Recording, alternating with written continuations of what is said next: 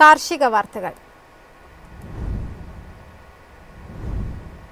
No palm oil എന്ന label മാത്രം നോക്കി ഭക്ഷ്യവസ്തുക്കൾ തിരഞ്ഞെടുക്കരുതെന്ന് വിദഗ്ധർ. ചേരുവകളും പോഷക വിവരങ്ങളും പരിശോധിച്ച ശേഷമേ വാങ്ങാവൂ എന്നാണ് മുന്നറിയിപ്പ്.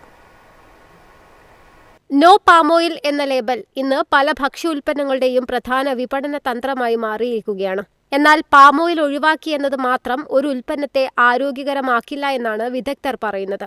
പകരം ഉപയോഗിക്കുന്ന എണ്ണകളിലും കൊഴുപ്പിലും പഞ്ചസാരയിലും ഉപ്പിലുമാണ് യഥാർത്ഥ ശ്രദ്ധ നൽകേണ്ടത്. പാമോയിൽ ഒഴിവാക്കിയെന്ന് അവകാശപ്പെടുന്ന പല ഉൽപ്പന്നങ്ങളിലും സമാന അളവിലോ അതിലധികമോ സാച്ചുറേറ്റഡ് ഫാറ്റ് ഉണ്ടായേക്കാമെന്നും അവർ ചൂണ്ടിക്കാട്ടുന്നു. അതിനാൽ പാക്കറ്റിലെ ഒരു അവകാശവാദം മാത്രം നോക്കാതെ പോഷക വിവരങ്ങളും ചേരുവകളുടെ പട്ടികയും പരിശോധിച്ച ശേഷമേ ഉൽപ്പന്നം തിരഞ്ഞെടുക്കാവൂ.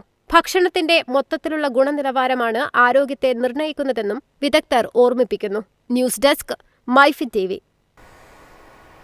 കാർഷിക ഉൽപ്പന്നങ്ങൾക്ക് കൂടുതൽ മൂല്യവർധനയും ചെറുകിട സംരംഭങ്ങൾക്ക് കൂടുതൽ പിന്തുണയും ലക്ഷ്യമിട്ട് ഭക്ഷ്യ സംസ്കരണ മേഖലയിലേക്ക് പുതിയ പദ്ധതികളുമായി കേരള സർക്കാർ.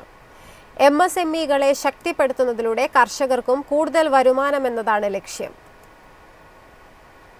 കേരളത്തിൽ ഭക്ഷ്യ സംസ്കരണ മേഖലയെ കൂടുതൽ ശക്തിപ്പെടുത്താൻ വിവിധ പദ്ധതികളുമായി സർക്കാർ. കാർഷിക ഉൽപ്പന്നങ്ങൾക്ക് മൂല്യവർധന നൽകുന്ന ചെറുകിട ഇടത്തരം സംരംഭങ്ങൾ ആരംഭിക്കാനും വികസിപ്പിക്കാനും സാമ്പത്തിക സഹായവും സാങ്കേതിക പിന്തുണയും ലഭ്യമാക്കും. പഴം, പച്ചക്കറി, സുഗന്ധവിളകൾ, തേങ്ങ തുടങ്ങിയ കാർഷിക ഉൽപ്പന്നങ്ങൾ സംസ്കരിച്ച് വിപണിയിലെത്തിക്കുന്ന യൂണിറ്റുകൾക്ക് പ്രത്യേക പ്രോത്സാഹനമാണ് ലക്ഷ്യമിടുന്നത്. ഇതിലൂടെ കർഷകർക്ക് മികച്ച വില ഉറപ്പാക്കാനും വിളനാശം കുറയ്ക്കാനും ഗ്രാമപ്രദേശങ്ങൾ കൂടുതൽ തൊഴിലവസരങ്ങൾ സൃഷ്ടിക്കാനുമാകുമെന്ന് സർക്കാർ പ്രതീക്ഷിക്കുന്നു. ഭക്ഷ്യ സംസ്കരണ രംഗത്തെ വളർച്ച കേരളത്തിന്റെ കാർഷിക സമ്പദ് വ്യവസ്ഥയ്ക്കും കൂടുതൽ കരുത്തേകുമെന്നാണ് വിലയിരുത്തൽ. News desk MyFin TV. കൃഷിയെ കൂടുതൽ ആധുനികവും കാര്യക്ഷമവുമാക്കാൻ അഗ്രിടെക് സാങ്കേതിക വിദ്യകൾക്ക് രാജ്യത്ത് പ്രചാരം വർദ്ധിക്കുന്നു. കർഷകർക്ക് കൂടുതൽ നേട്ടം നൽകുന്ന പുതിയ സംവിധാനങ്ങളാണ് രംഗത്തേക്കെത്തുന്നത്.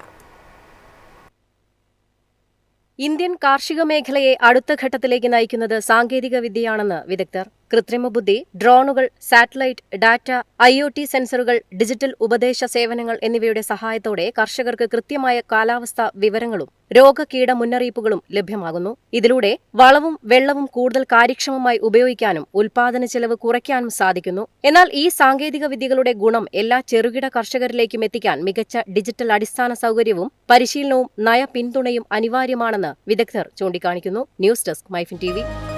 എളുപ്പത്തിൽ സമ്പാദ്യം വളർത്താം. ഇന്ന് തന്നെ മൈഫിൻ TV ആപ്പ് ഡൗൺലോഡ് ചെയ്യൂ.